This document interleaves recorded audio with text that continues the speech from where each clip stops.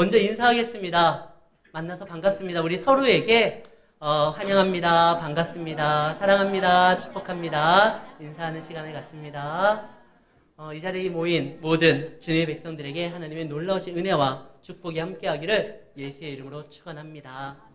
어떤 여인이 큰 결심을 하고 마음에 둔 남자에게 당신과 함께 살겠다고, 당신과 결혼하겠다고 이야기를 합니다. 여자 입장에서 그렇게 말하는 게 쉽지 않아요. 그런데 갑자기 이 남자가 나는 집도 없고 나는 차도 없고 나는 별로 능력도 없고 이렇게 말하면 맥이 탁 빠질 거예요. 오늘 본문에 보면 어떤 사람이 예수님 당신이 어디를 가든지 저는 당신을 따를 겁니다 라고 말을 합니다. 특별히 오늘 본문 57절에 길 가실 때 어떤 사람이라고 되어 있지만 마태복음 8장에는 그 사람의 직업이 나와 있어요. 서기관이에요. 서기관이라 함은 유대 사회에서 어느 정도 인정받고 엘리트 코스를 밟고 있는 사람이에요. 보장된 성공한 삶을 살아갈 수 있는 기회가 놓여져 있는 사람이에요. 근데 그가 예수를 따르겠다는 겁니다. 이때 당시에 서기관은요, 임금이 어떠한 고민이 있을 때 질문을 하면 답을 해줄 수 있는 그런 그룹이에요. 많은 백성들이 존경하는 그런 위치예요. 그런데 오늘 새벽에 보았었던 요한복음 말씀에 보면 예수를 그리스도라고 하면 유대인들이 출교하려고 그를 내치려고 작정했었던 그런 분위기입니다. 거기에서 서기관이 예수님을 따르겠다고 하면 그동안 자신이 누리고 앞으로 자신이 누릴 모든 안정된 보장을 포기한다는 뜻이에요. 큰 결심이잖아요. 그럼 예수님이 야, 너 대단하구나. 그래, 내 옆에 서라. 이래야 되는데 예수님의 대답이 뭐죠? 58절 말씀.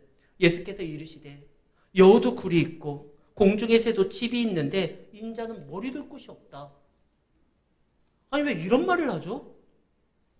이 자다가 봉창 두드리는 소리잖아요. 이 서기관은 안정된 삶을 포기하고 당신을 따르겠습니다. 당신을 따르면 출교될 텐데 그러면 정상적인 생활을 할 수가 없어요.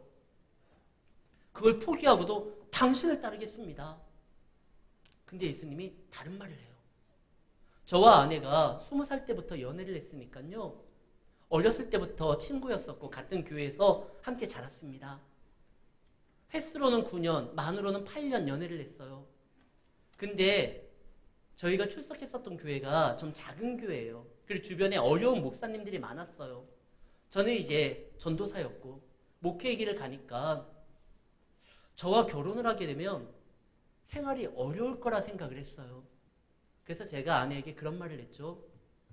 그땐 연애하고 있었을 때였으니까 나랑 결혼하면 앞으로 우리 자녀들에게 좋은 옷을 사줄 수 없을지도 모른다고. 이 말은 뭡니까? 각오하라는 거예요. 각오하고 그래도 괜찮다고 하면 결혼하자는 뜻이죠. 그때 아내의 말이 참 제 마음을 울렸어요. 괜찮대요. 깨끗이 빨아입히겠대요. 그 말이 얼마나 참 저에게 큰 힘이 되는지 각오가 됐구나. 그래서 결혼했어요. 지금 나름대로 큰 결심을 한 겁니다. 이 서기관은 당신이 어디를 가든지 나는 따르겠습니다. 그때 예수님이 나는 머리 둘 곳조차 없다. 여우도 굴이 있다. 여우가 막 아침에 막 돌아다니고 빨빨거리고 이리 뛰고 저리 뛰고 보이지만 밤이 되면 그 한 몸 기대에 굴이 있어요. 새들도 종일 날아다니고 나뭇가지에서 막 이렇게 노래한다 할지라도 밤에는요, 나름 자신을 지켜줄 둥지가 있어요. 근데 예수님은 그게 없다는 거예요. 왜? 사람들이 철저하게 외면을 하거든요.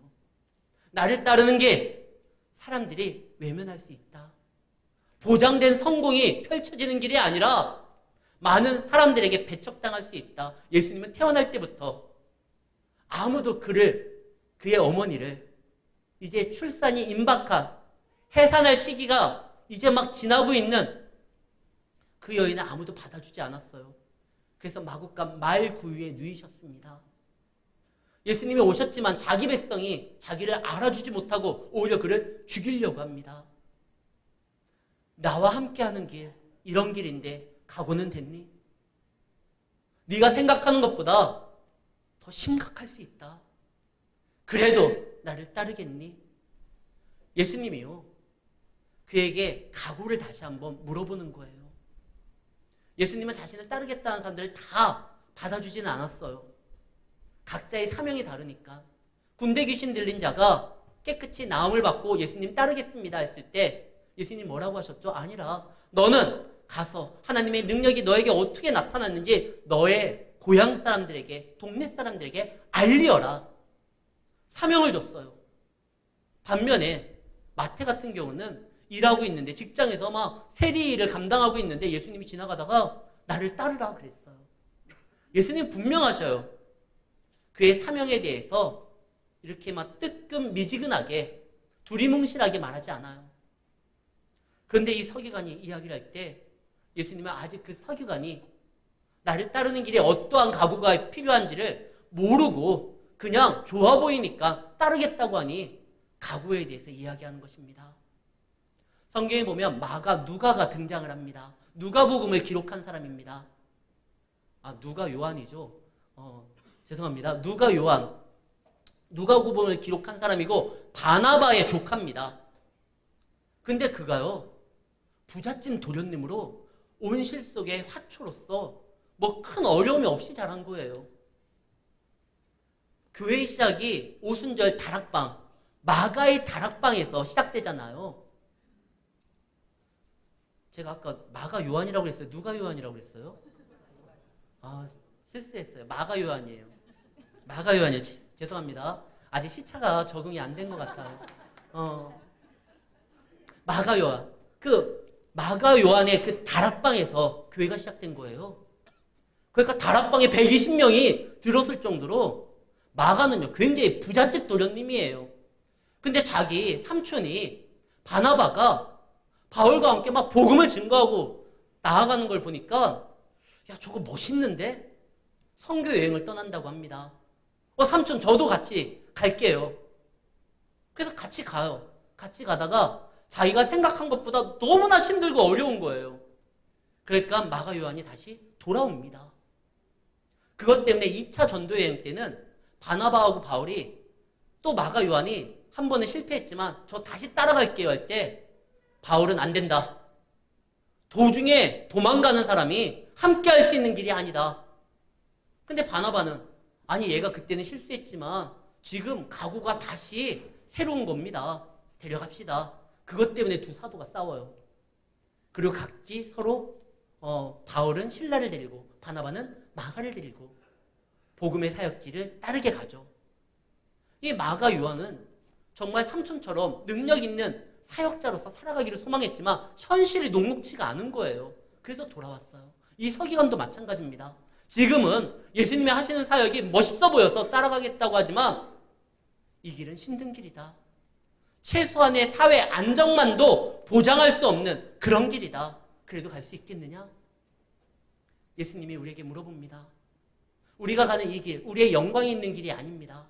그래도 여러분들 가시겠습니까? 가야 돼요. 우리가 사사기에 보면 바락이라는 사람이 등장을 합니다. 그 바락은요, 자기에게 영광이 없는 길이지만 생명이 위협받을 수 있는 전쟁터에 나아갑니다. 드보라가 바락에게 이런 말을 하거든요. 너에게 하나님께서 역사하셔서 적들을 네가 이길 것이다. 그러나 이 전쟁으로 너는 영광을 받지 못한다. 근데 바락은요, 자기에게 영광이 없는 길이라 할지라도 그 일을 감당합니다. 왜? 하나님이 자기를 통하여 그 전쟁에 참여하기를 원했기 때문에 그래요. 영광은 없지만 그 전쟁 이후에 바락과 드보라가 찬양하는 장면이 나와요. 영광은 없어도 찬양이 있고 감사가 있고 은혜가 있고 하나님의 역사함으로 인하여 충만한 감격이 있습니다. 비록 머리둘 곳자 없는 세상 사람들이 외면하는 길이지만 주님이 부르시는 길에는 하나님의 위로가 있고 역사가 있습니다. 거기에는 생명이 있고 구원이 있습니다. 그래서 우리는 그 길을 가야 되는 거예요. 혹 내가 그 길을 가다가 힘들고 어려워서 낙심하게 될까? 미리 걱정하지 마세요. 주님이 그 순간에 여러분들을 일으키십니다. 그리고 여러분들의 필요를 채워주십니다. 길을 잃지 않을까? 그분이 길이에요. 내가 곧 길이요 진리요 생명이니 그분을 따라감이 세상과 반대되는 길이라 할지라도 헤매는 길이 아니라 정말 하나님 안에서 영광된 그 나라로 나아가는 지름길이고 옳은 길이에요. 그래서 예수님이 말을 합니다. 각오하고 따라와라. 지금 그를 멀리하는 게 아니에요. 따라오되 각오하고 따라오라는 거예요. 만약에 각오하고 않고 따라가다가 혹시 내 생각과 다른 역사가 나타나면 실망하게 되고 시험 들게 됩니다. 이게 그런 길이에요. 그러나 주님을 믿고 나아간다고 하면 어려움이 온다 할지라도 그 길은 승리의 길이고 영광의 길입니다. 주의 영광이지만 그 영광에 참여하는 자로서 우리가 함께 즐거워할 수 있고 감사할 수가 있는 거예요. 그래서 예수님이 오라고 합니다. 그런 다음에 또 다른 제자에게 말을 하죠. 19절에 보면 또 다른 사람에게라는 말이 나오지만 마태복음 8장에 보면 제자 중 또 한 사람이라고 되어 있어요. 그러니까 예수님의 핵심 제자 12명 말고 또 다른 제자들이 많이 있어요. 다음 주에 볼 누가복음 10장에 보면은요 70명의 제자들이 또 있어요. 핵심 그룹이 있고 또 다른 제자들이 있어요. 그 제자들 중에 한 사람에게 말을 한 거예요. 그냥 지나가다가 아무나 걸렸을 때 너 나 따라와 이게 아니라 이미 제자였던 또 한 사람에게 예수님이 말씀을 합니다. 나를 따르라. 이미 제자인데 왜 따르라고 했을까요? 그가 지금 흔들리고 있거든요. 서기관과의 예수님과의 대화를 통해 가지고 그는 내가 가는 이 길이 영광의 길이 아니라 고난의 길이고 사람에게 배척을 당하는 길이란 말이야. 나는 예수를 믿으면 성공할 줄 알았는데 여러분들 하나님이 우리에게 약속한 축복은 성공이 아니라 주님을 닮아가는 것이고 주님을 알아가는 것이고 주님으로 인하여 역사되는 것입니다. 근데 이 제자 중에 이 한 사람은 자기의 성공을 생각했던 거예요. 근데 사람들에게 외면을 당한다니까 그가 생각이 달라집니다. 그걸 예수님이 기가 막히게 알아차리시고 이미 제자로서 함께하는 사람이지만 지금 흔들려서 떠나려고 하는 그에게 나를 따르라고 합니다. 그때 이 사람이 이런 말을 하죠. 저로 아버지를 장사하게 해주십시오. 이야기를 들었었던 만약에 아버지가 계시다고 하면 깜짝 놀랐을 거예요. 아버지 멀쩡하거든요. 지금 아버지가 오늘날 내일날 하는 게 아니에요. 이미 예수님의 제자로 따르고 있었어요. 그런데 그가 이제 예수님의 그 따르라고 했던 말씀에 대해서 거부하려고 나름 생각해낸 방법이 아버지의 장사였어요. 예수님, 제가 잘 말씀 못 드렸는데 우리 아버지가 사실은요 병환이 있습니다. 그러니까 깔끔하게 아버지 장사 지내는 아버지와 함께 하다가 그가 돌아가시면 장사 지낸 다음에 따르겠습니다. 그때 예수님이 말씀합니다. 죽은 자들로 자기 죽은 자들을 장사하게 하고 너는 가서 하나님의 나라를 전파해라.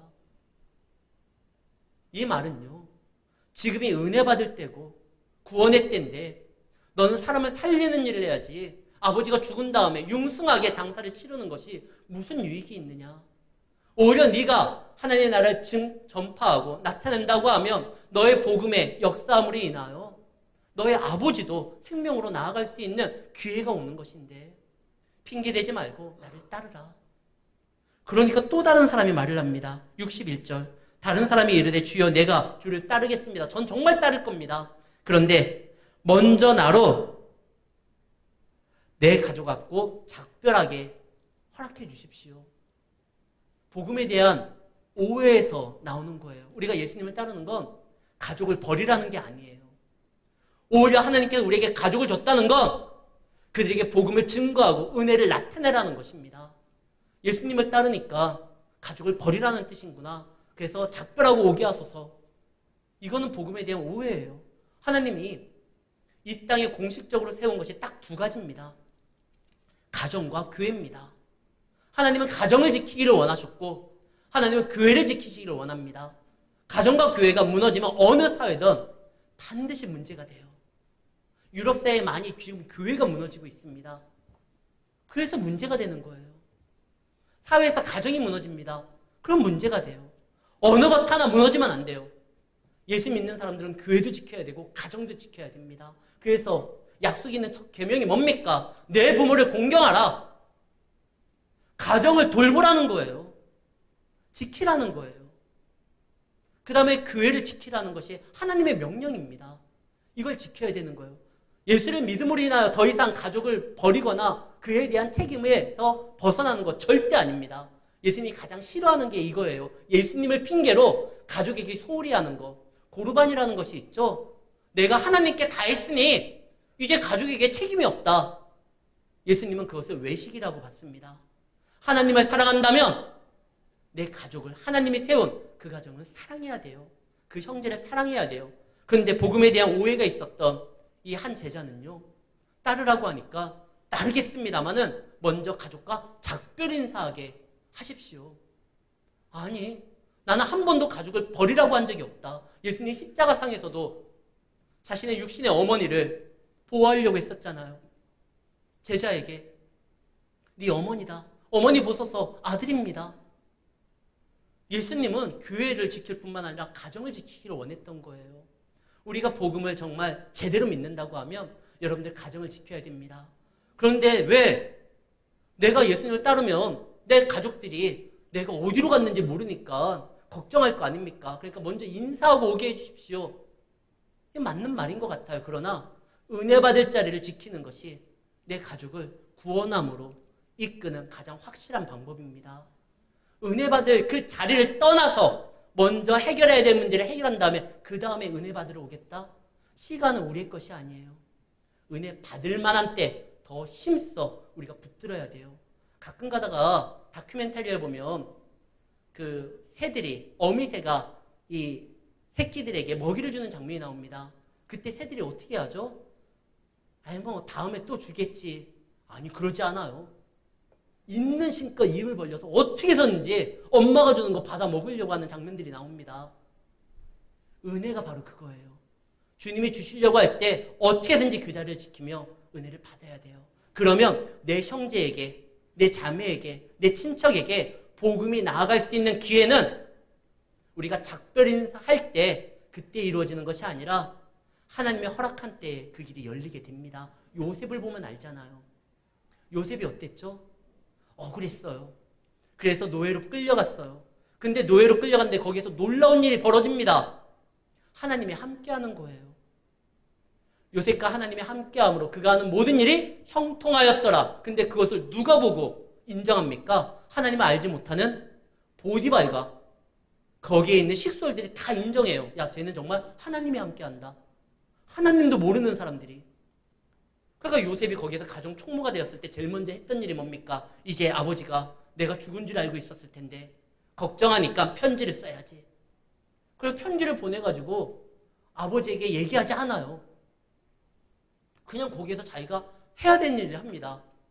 어떻게 보면 좀 불효 같아요. 그런 다음에 그가 또 억울한 일을 당해서 감옥에 갑니다. 거기에서도 똑같은 말이 나와요. 하나님이 그와 함께 하심에 그가 하는 모든 일이 형통하였더라. 간수가 보고 그걸 인정해요. 그러다 그가 총리가 됩니다. 애굽에. 이제는 더 이상 눈치 볼 게 없어요. 바로도 자기 반지를 빼서 아예 요셉에게 맡깁니다. 요셉 네가 알아서 해.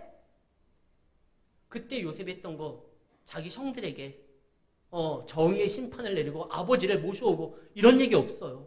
그냥 거기에서 하나님이 함께 하시는 그 자리에서 그냥 하나님이 자기에게 보여주신 그 꿈의 사람으로서 사역을 감당합니다. 그러니까 때가 되면 하나님이 그들의 형과 만날 수 있는 기회를 만들어줘요. 아버지를 다시 만날 수 있는 그런 은혜를 또 허락해줘요. 우리가 은혜를 받는 자리를 지키고 예배 자리를 지키면 언젠가 우리 형제들에게, 우리 가족들에게, 내 자녀들에게 복음을 증거하고 나타낼 수 있는 그러한 기회가, 찬스가 반드시 옵니다.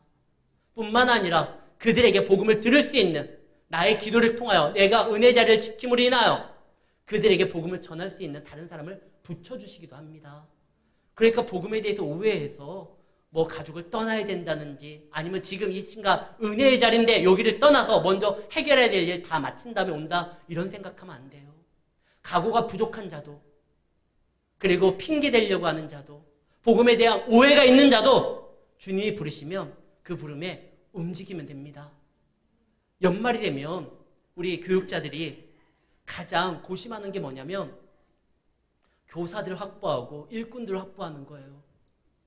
근데 그분들이 그런 말씀하실 때가 있어요. 저는 좀 부족합니다. 그렇기 때문에 그 일을 감당할 수 없습니다. 주님은요, 우리가 부족한 거 알고 부르셨어요. 그런데 뭐가 있냐? 주님은 우리를 통하여 일하실 수 있다고 확신이 있고 작정을 하셨고 능력이 있어요. 그가 부르시면 그가 하십니다. 걱정할 필요 없어요. 각오가 부족한 자도 오해가 있는 자도 그리고 핑계 대려고 하는 자도 그리고 하나님만을 따라야 되는데 마음이 분주하여 집중하지 못하는 자도 하나님이 부르시고 그분께서 이끄시면 반드시 역사는 일어납니다. 아무리 똑같은 재료라 할지라도요. 요리의 고수가 손을 대면 5성급 호텔에 고급 요리가 나올 수가 있는 거예요. 아무리 우리가 부족하다 할지라도 주님의 손에 붙들리면 하나님의 능력의 사람으로서 세워질 수가 있는 거예요. 그거에 대한 대표적인 인물이 누구냐? 우리 57절부터 제가 봤는데 원래 말씀이 51절부터잖아요. 여기에서 등장하는 요한을 보면 알아요. 예수님께서 이게 죽기를 작정하시고 예루살렘에 올라가려고 합니다. 근데 그러시기 위해서는 어디를 통과해야 되느냐? 사마리아를 통과해야 되는 거예요. 원래 유대인들은 사마리아를 통과하지 않습니다. 사마리아 사람들은 인간 취급하지를 않아요. 그들과 접촉하는 것, 그들의 길을 가는 것 자체가 부정하다 생각해서 돌아가는 거예요. 근데 예수님은 사마리아를 통과하려고 해요. 이것이 처음이 아니에요. 예수님이 예전에 사마리아를 통과하다가 우물가의 여인을 만납니다. 그리고 그 여인에게 은혜를 베푸시고 그 여인의 증언을 통하여 그 마을 사람들이 예수님을 구주로 믿기 시작합니다. 여인이 말을 하죠. 와봐라, 나에게 말씀하신 이가 우리가 기대했던 그 메시아다. 마을 사람들이 저 여자가 미쳤나 싶었다가 정말 이상한 광경이니까 늘 사람들을 피해 다녔던 여인이 막 나타나가지고 저런 소리를 하니까 호기심에 그가 증언하는 예수님을 만났더니 거기에서 생명의 말씀을 들어요. 그래서 그 마을 사람들이 뭐라고 하죠? 그 여인에게 우리가 처음엔 네 말을 듣고 갔지만 이제는 예수의 말을 듣고 우리가 믿게 되었다. 와, 거기에 변화의 역사가 일어나는 거예요. 그래서 예수님이 사마리아를 또 지나가려고 할 때 제자들은 은강 기대했을 거예요. 그래, 복음의 역사가 일어났던 그 사마리아 사람들이 예수님과 함께하는 우리도 따스하게 환영해 주겠지. 근데 웬걸요? 그들이 예수님이 예루살렘에 간다는 이야기를 듣고 자기들을 그냥 찾아와서 자기들과 함께하는 것이 아니라 자기들을 지나서 예루살렘에 간다는 그것 때문에 지역감정으로 자기가 그동안 받아왔었던 그 멸시와 천대 유대인들에게 대한 어떤 분노 때문에 예수님을 맞이하려고 하지 않아요. 진짜 나쁜 거죠. 은혜를 받았는데 우리와 함께 하시는 그분이 나의 주 나의 하나님이라는 걸 알면서도 지역감정 때문에 다른 사람들을 미워하는 그 마음 때문에 예수님의 그 길을 맞이하지 않고 오히려 예수님을 거부합니다. 사람이 또 그래요. 주님이 얼마나 귀한 분인지 우리 다 알아요. 그런데 주님이 하시는 일에 나만은 하나님이 생각해야 되는데 다른 사람들을 생각하기 위해서 그들을 위해서 움직인다고 하실 때 시샘도 나고 오히려 하나님의 일을 방해할 때도 있어요. 그래서 항상 조심해야 돼요.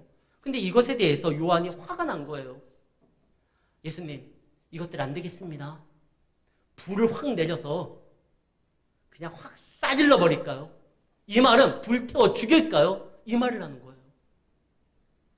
우리가 알고 있는 요한은 어떤 사람이죠? 요한의 별명이 뭡니까? 사랑의 사도예요. 요한은 요한복음뿐만 아니라 요한 1, 2, 3서를 기록했고 요한 계시록을 기록했습니다. 근데 요한 1, 2, 3서를 보면 계속 사랑하라는 말이 나와요. 사랑해라, 사랑해라, 사랑해라. 그래서 요한하면 떠오르는 그림이 사랑의 사도고 또 가장 많이 예수님 앞에 사랑받는 제자였잖아요. 예수님의 품 안에 안기고. 근데 사실 요한 그런 사람 아니에요. 언제나 제자들이 문제를 일으키는 그 논란의 중심에 있었던 사람이 요한이에요. 엄마 찬스를 써서 예수님의 오른편과 왼편에 앉기를 원했던 자가 요한이에요. 그리고 누가 큰지 서로 다툴 때 거기에서 목소리를 냈던 것이 요한이에요. 예수님이 겟세마네 동산에서 가장 기도가 필요한 그 순간 특별히 제자 3명을 불러서 기도를 부탁했는데 그때 예수님 생각하지도 않고 피곤하다는 핑계로 잠자고 있었던 게 요한이에요. 그리고 요한이 오늘 본문에는 나와 있지 않지만 마가복음에는 요한과 그의 형 야고보의 별명이 뭡니까? 보아너게, 우레의 아들, 번개의 아들. 그러니까 막 성격이 급하고 막 불같고 이런 좀 성향이 있는 사람이에요. 한 번 그런 게 아니라 여러 번 그랬으니까 아예 별명이 붙은 거예요. 별명은요, 한 번 해가지고 붙는 게 아니잖아요. 그의 특징을 잡아내는 거잖아요. 요한은 뭐 이렇게 마트에서 물건 사다가 누가 새치기 하면 불 내릴까? 이것부터 생각한 사람이에요. 운전하다가 막 깜빡이 안 켜고 누가 확 끼어들으면 막 불 집어 던지려고 하는 사람이 요한이에요. 한두 번 보인 게 아니어서 그의 별명이 우레의, 번개의 아들이에요. 요한이 그런 사람이에요.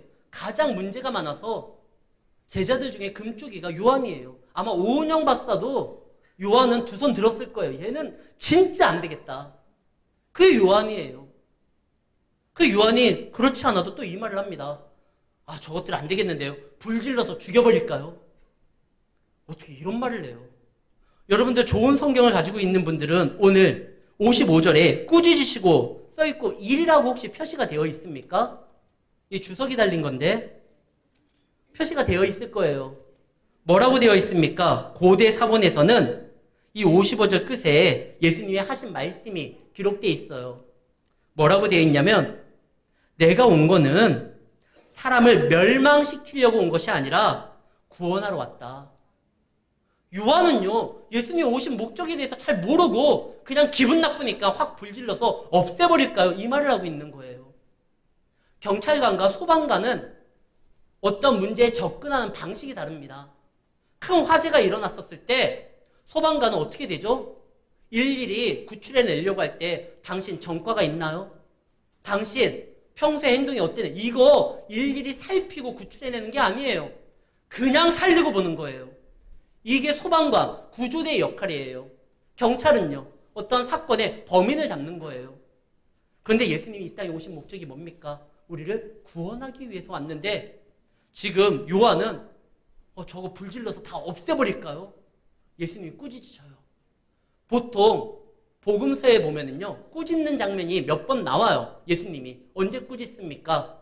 바람과 파도를 꾸짖으셔요. 귀신을 꾸짖으셔요. 때로는 제자들이 믿음 없이 행동을 했을 때 그들의 믿음 없음을 꾸짖으실 때가 있었어요. 그런데 요한을 딱 집어서 꾸짖었던 건 이때가 처음이에요.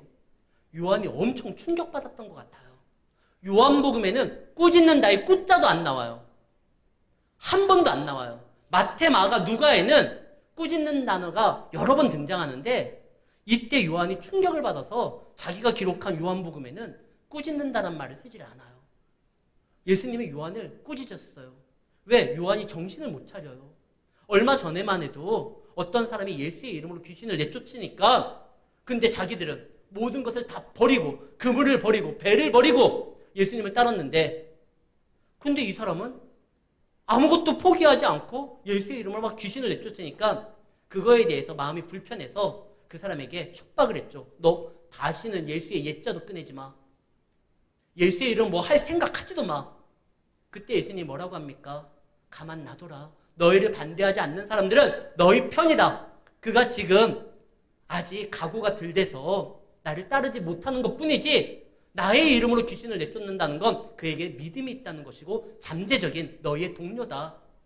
그래서 예수님이 잘 타일렀거든요. 근데 그 다음에 요한이 또 뭐라고 합니까? 불질러서 죽일까요? 아니 예수님이 그렇게까지 말을 했는데 그래서 이번엔 꾸짖으셔요. 그때 어떻게 됩니까? 요한이 거기에서 많은 것을 느꼈던 것 같아요. 그래서 다시는 자기가 기록하는 그 말씀에 누구를 해하거나 꾸짖는 얘기가 1절 안 나오고 사랑하라는 말만 나옵니다. 요한이 변한 거예요. 성격 급하고 혈기가 있고 못되고 욕심 많고 탐욕스러웠던 그 요한도요, 사랑의 사도로 바꾸시는 분이 예수님입니다. 어떻게 해요? 일평생 하나님이 그 작업을 하신 거예요. 제가 이번에 성지순례를 가면서 초대교회 7교회를 다녔다고 했잖아요. 근데 또 갔던 곳도 있어요. 요한의 무덤 앞에 섰습니다. 에베소 그 근처에 요한의 무덤이 있어요. 제가 그 무덤 앞에 서서 우리 가족들과 함께 울컥하는 마음이 있더라고요. 왜냐하면 요한은 이렇게까지 오래 살 줄 몰랐을 거예요. 예수님의 제자 중에 유일하게 순교하지 아니하고 생을 마감한 사람이 요한입니다.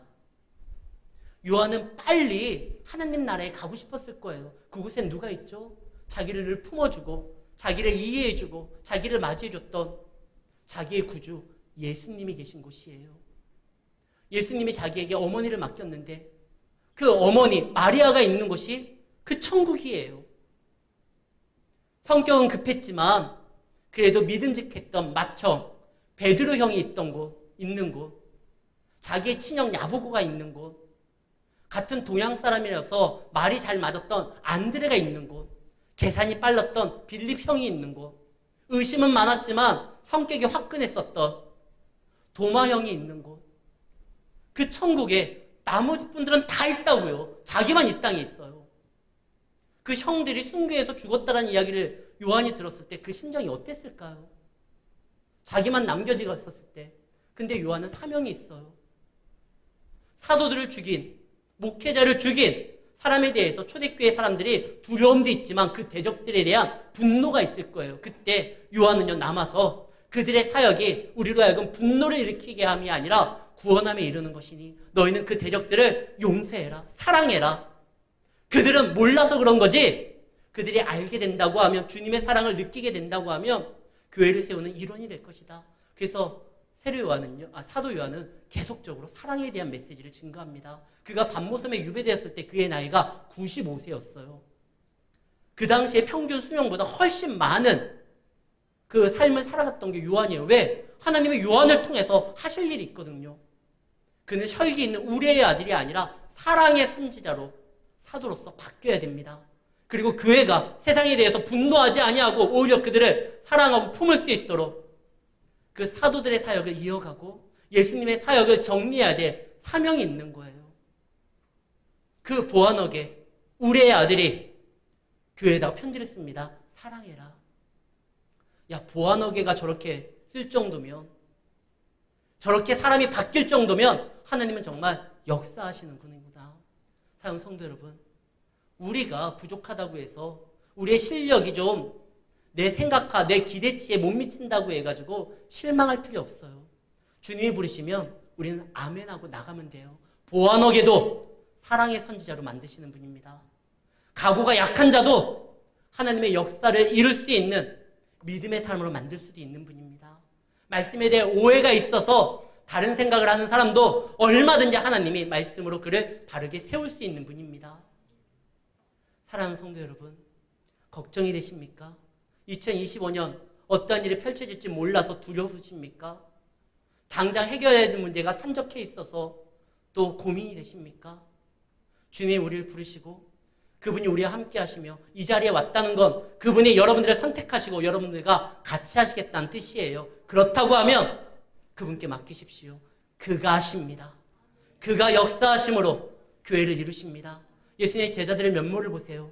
다 어려운 사람들이었고 힘든 사람이었고 부족한 사람들이었지만 그들의 믿음을 통하여 2000년이 지났지만 여전히 교회는 활동하고 하나님의 나라는 이루어져 나아가고 있습니다. 그분이 여러분들을 택했어요. 그분의 손길에 여러분들 우리 삶을 맡기십시오. 내가 아닌 나를 부르시고 나를 통하여 이루고자 작정하신 그 하나님을 신뢰함으로 그분을 바라봄으로 나아가시기를 바랍니다. 내일, 이번 한 주, 올 한 해 주님을 만나는 그날까지 나를 통하여 일하실 주님을 생각하며 그가 나를 부르셨기에 나는 이 일을 감당할 수 있고 내가 이 일을 감당하기까지 그리고 그분의 어떠한 수준에 도달하기까지 하나님이 나를 떠나시지 아니하시고 그와 같이 버리지 아니하시고 나와 같이 하심으로 반드시 이루신다라는 것을 기대함으로써 살아가는 우리 성도님들이 되시기를 예수의 이름으로 축원합니다.